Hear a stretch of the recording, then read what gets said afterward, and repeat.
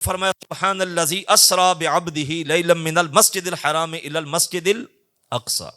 अच्छा, लफ्ज़ सुबहान से शुरू किया। सुबहान कहते हैं पाकीज़गी को, पाक हर ऐब से, कमी से, कजी से जो पाक जात होती है उसको सुबहान कहते हैं। अल्लाह ने जिक्र मेराज से कबल अपनी पाकी बयान की, चूंकि लोगों ने सोचना था कि यह सफर कैसे हो गया, एक इंसान कैसे जा सकता है, अकल मानने को तैयार नहीं। अगर हुजूर कहते कि मैं खुद गया था तो चलो किसी के जहन में सवाल आता। अल्लाह ने बात को हल करते फरमाया महबूब खुद नहीं गया, उसको मैं लेके गया हूं। इस सारे सफर को कुरान ने क्या कहा? असरा का ये सैर है, सफर नहीं है। सफर और सैर में फर्क होता है। इंसानी अकल दंग थी, कैसे गए कैसे आए? रब ने कहा ये तो महबूब की सैर का आलम है। जब तुम सैर को नहीं समझ सके, जब कोई उम्मती फरियाद करता है नबी सैर करते नहीं आता, फिर नबी सफर करते आता है। और जहां तक हुजूर पहुंचे हैं वहां तक किसी का गुमान भी नहीं पहुंच सकता।